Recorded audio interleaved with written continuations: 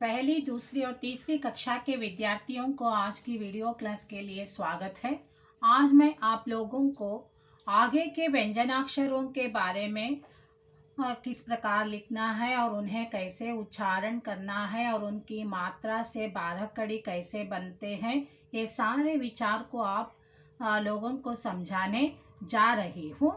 पहले आप लोगों को मैं पिछले अवधि में कहाँ तक सिखाई थी? त, थ, द, ध, ना तक कैसे लिखते हैं। इसके आगे के व्यंजनाक्षरों को किस प्रकार लिखना है ये देखिए। पहले ना होने के बाद कौन सा अक्षर आता है? गुड, पा आता है ना। पा लिखने के लिए आप लोगों को यू लिखना है और उसके बाद एक लंबा सा लकीर, यहाँ से ऊपर से नीचे तक एक और शिरोरेखा। देखिए, पहले यू और लंबा रेखा को जोड़कर हमें इस प्रकार लिखते हैं और उसके बाद क्या करते हैं? शिरोरेखा डालने से अल्प प्राण अक्षर कौन सा? पा बनता है। और महाप्राण अक्षर फा बनने के लिए आप लोग एस लिखते हैं ना, नहीं तो एन लिखते हैं, वही उल्टा लिखना है और उसके बाद एक लंबा लकीर, इन दोनों को इस प्रकार मिलाना है। देखिए किस प्रकार मैंने लिखी है। उसके बाद आप लोगों को शिरोरेखा ढालकर महाप्राण अक्षर कौन सा? फा लिखते हैं। प, फा। बा लिखने के लिए एक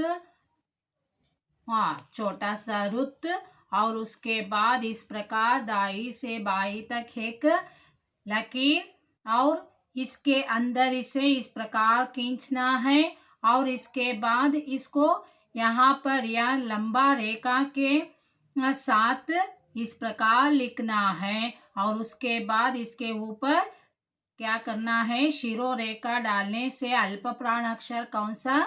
ब बनता है। कौन सा? ब अक्षर बनता है। देखिए, प, फ, भ बना। अब महाप्राण अक्षर भा लिखने के लिए आप लोग तो कौन सा? दो लिखते हैं ना। आप लोग अंग्रेजी में दो लिखते हैं ना, वही दो को थोड़ा सा आगे इस प्रकार लकीर खींचकर एक लंबा रेखा के साथ इस प्रकार जोड़ना है और उसके बाद ये शिरोरेखा यहाँ डालने से महाप्राण अक्षर भा बनता है। और भा जैसे ही हम व्यंजनाक्षर कौन सा? महाप्राण भा बना और उसके बाद अनुनासिक अक्षर मा, प, फ, भ, भ, मा। इस प्रकार हम क्या व्यंजनाक्षरों को देख सकते हैं। इनको कहते हैं हम क्या? वर्गीय व्यंजनाक्षर। क्या कहते हैं? वर्गीय व्यंजनाक्षर कहते हैं। कहाँ से कहाँ तक? खा से माँ तक की अक्षर वर्गीय व्यंजनाक्षर होते हैं। अब मैं आप लोगों को दूसरी भाग अवर्गीय व्यंजनाक्षरों को किस प्रकार लिखना है और उसे कैसे उच्चारण करना है ये मैं सिखाने जा रही हूँ। देखिए कैसे हम लिख सकते हैं, किस प्रकार उनको हम बोला जा सकते हैं।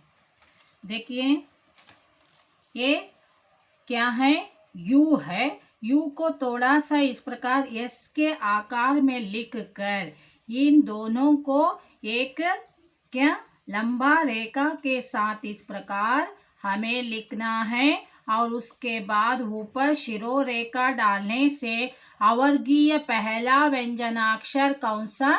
य बना है। अवर्गीय पहला व्यंजनाक्षर य बना है।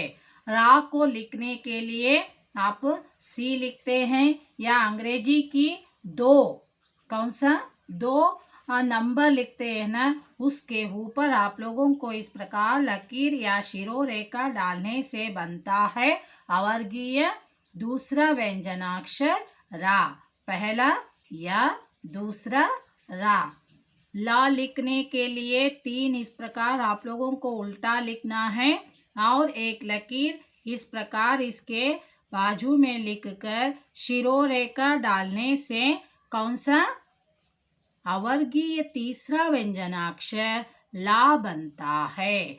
और वा लिखने के लिए आप तो बा लिखना सीख गए हैं। उसी तरह एक वृत्त लगाइए, उसके बाजू में लंबा रेखा इस प्रकार डालना है और उसके बाद ऊपर शिरो रेखा डालने से अवर्गीय व्यंजनाक्षर चौथा कौन सा वा बनता है। पहला या, र, ल और वा।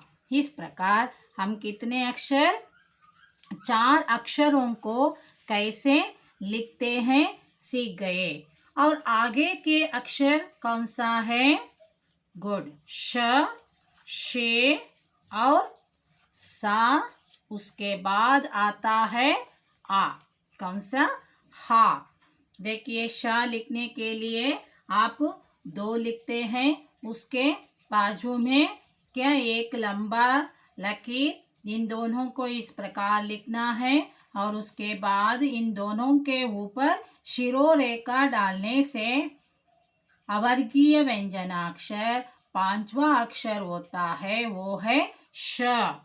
और शे लिखने के लिए यू लिखना है और इसके बाद ऊपर से बाएं और दाएं के नीचे ओर की तरह एक लकीर लिखना है। इन दोनों को यहाँ पर जैसे मैंने लिखी है वैसे आप लोगों को क्या करना है, इसके बीच में यानी यू के बीच में ऊपर से नीचे तक खींचना है और इसको एक लंबा लकीर के साथ जोड़कर इस प्रकार जोड़कर हम शिरो रेखा ढालने से बना है शे। कौन सा?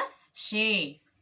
और आगे के अक्षर लिखना हो तो ये लिखना सीख गए हैं ना, उसी प्रकार आप लोग ये लिखते हैं। एक छोटा सा रेखा यहाँ पर खींचना है और इसके साथ क्या करना है, एक लंबा रेखा के साथ इसे जोड़ने से देखिए इस प्रकार बनता है कौन सा? स अक्षर। आगे श, शे, सा। और आखिर अवर्गीय व्यंजनाक्षर है वो है हा। हा लिखने के लिए आप तो ई लिखना सीख गए, ड लिखना सीख गए और आप लोगों को सिर्फ इस डा के अंदर इस प्रकार सी उ अंदर के ओर खींचना है और एक शिरो रेखा डालकर हम हा लिखते हैं। इस प्रकार हम वर्णमाला को लिखते हैं और उच्चारण करते हैं। आ गई समझ में किस प्रकार हम वर्णमाला को लिखते हैं और उसका उच्चारण कैसे करते हैं, ये तो आप लोग सीख गए।